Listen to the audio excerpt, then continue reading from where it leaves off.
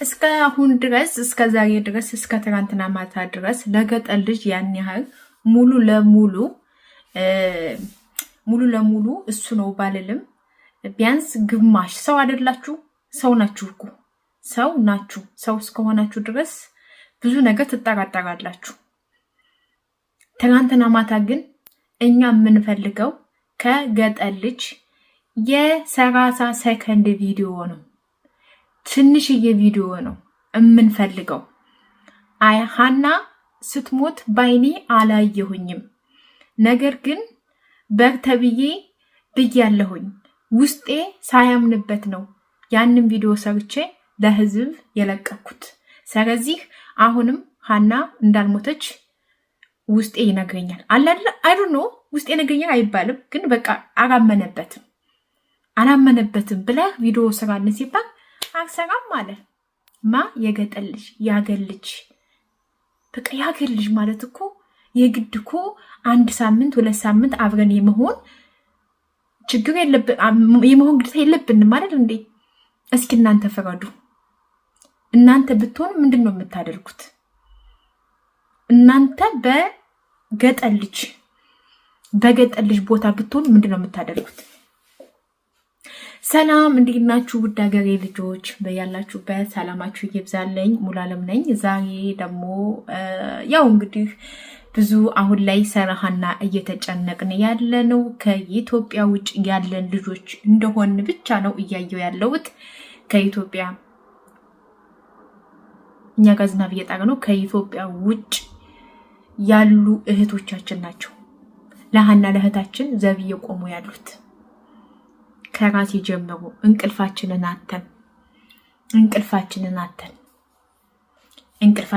አተን ሰዎችንም ተሳድበን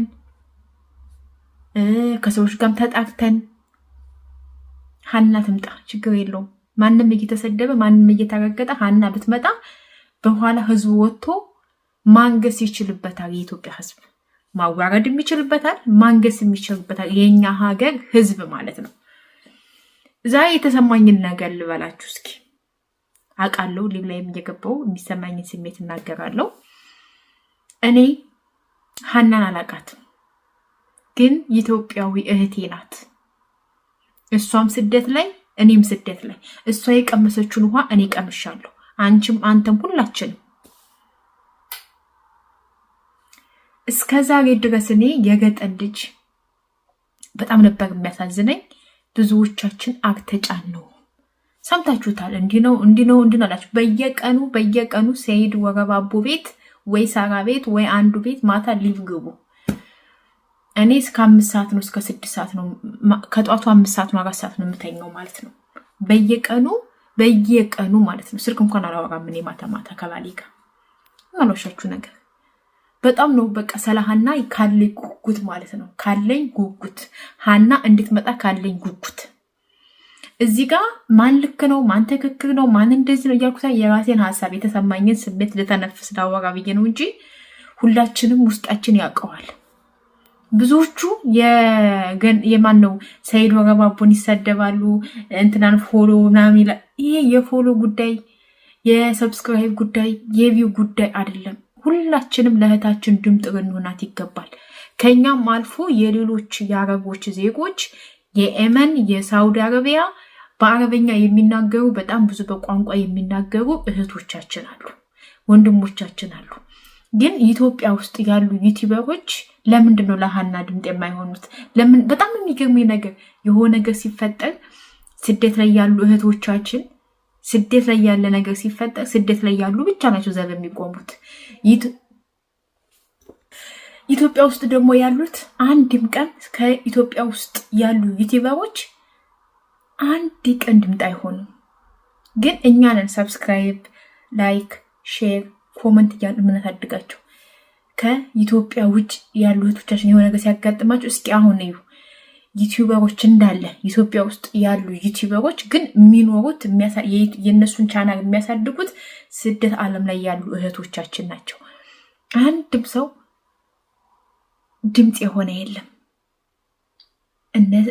እኛ የቲክቶክ ላይ ያሉ የምናውቃቸው ስደተኞች ናቸው ድምጥ የሚሆኑ። ግን ኢትዮጵያ የሆነ አርቲስት ወይም የሆነ ታዋቂ ቲክቶከር ወይም የሆነ ታዋቂ ዩቲዩበር ብቻ ይታመም ማታ ቁጭ ብለው ሊብ ላይ እየገቡ 100 ዩሮ 20 ዩሮ 20 ፓውንድ 10 ፓውንድ የሚረዱት የኛ ስደት ላይ ያለ ልጆች ናቸው። እኔ እንኳን ተሳትፌ አላውቅም። በዚህ አጋጣሚ ሊብ ላይ ገብቼ እንደዚህ 10 ብር 20 ብር አይሰጥም። አላዋጣም። ምክንያቱም ኢትዮጵያ ያሉ ዩቲዩበሮችም ሆኑ ሀብታሞች አርቲስቶች ምን ይችል ልጅ ሁሉም ሰው ሆ ብሎ ቢነሳ እስካሁን ድረስ አትቆይም ነበር። እና የገጠር ልጅ ማለት ነው። እኔ አሁን ብዙዎቹ የገጠር ልጅ ይሉ ነበር። እኔ ግን የሆነ ውስጤ የደበቀው ነገር እንዳለ ቢሰማኝም ግን ማታ ሌላውን ተውት፣ አብረውት የነበሩትን በሙሉ ተጠይቀዋል። የሚናገሩት ሌላ ነው። አንድ እንኳን ትክክለኛ ነገር የሚናገር ሰው አላየሁኝም። አንድ እኩር በቃ አንዱ እዛ ይዘላል፣ አንዱ ሁለት ሸፍታ ሲል አንዱ በቃ የሆነ ትክክል መረጃ የሰማን ማለት አብረው ነው የሄዱት፣ ግን የተለያየ ነገር ነው የሚያወሩት። ግን ምንድነው ያሉት እንግዲህ እነ ሚኪ፣ እነ ሳራ፣ እነ ብሬክስ፣ እነ ሰይድ የተናገሩት ምንድነው ለታችን ጉዳይ እኛ የምንፈልገው አንድና አንድ ቪዲዮ ብቻ ነው የምንፈልገው። ከገጠር ልጅ የገጠር ልጅ ብቻ። አሁን የገጠር ልጅ ሳውዲ ስለሄደ ነው እንጂ ሁሉም ሀና ሞታለች ብለው ቪዲዮ ሰርተው የለ ልክ እንደዛ እንደሰሩት እኛ ሀና ስትሞት በአይናችን አላየንም። ሀና ሞተች ከማለታቸው በፊት አርቅሳለች፣ ፊቷ በልዟል። ድካሟ ለሞት የሚያቀርባት ነገር አይደለም። ወገዲ ለሞት የምትደርስ ልጅ አይደለችም።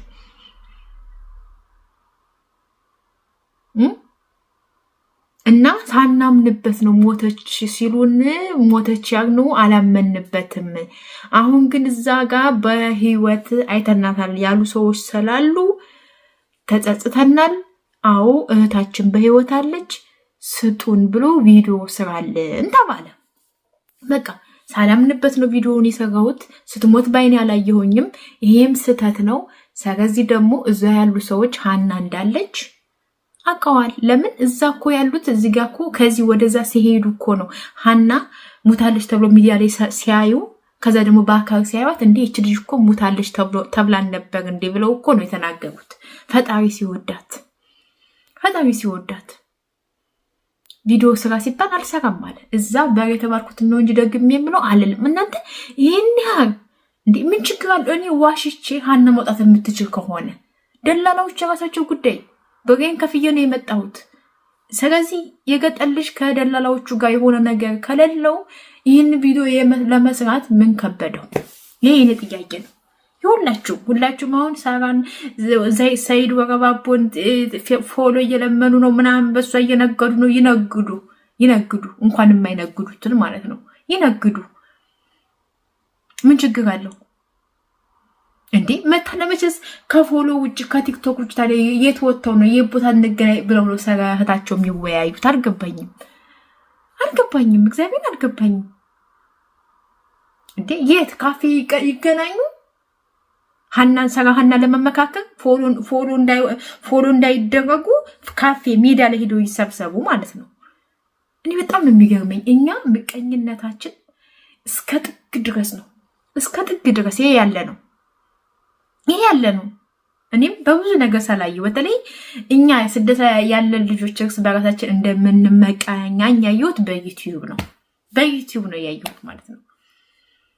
እና የገጠር ልጅ እውነቱን እንደሚናገር ይች ልጅ ደግሞ በህይወቱ ወጣ የገጠር ልጅ እጁ አለበት ብላ እንደምትናገር ውስጤ ይነግረኛል።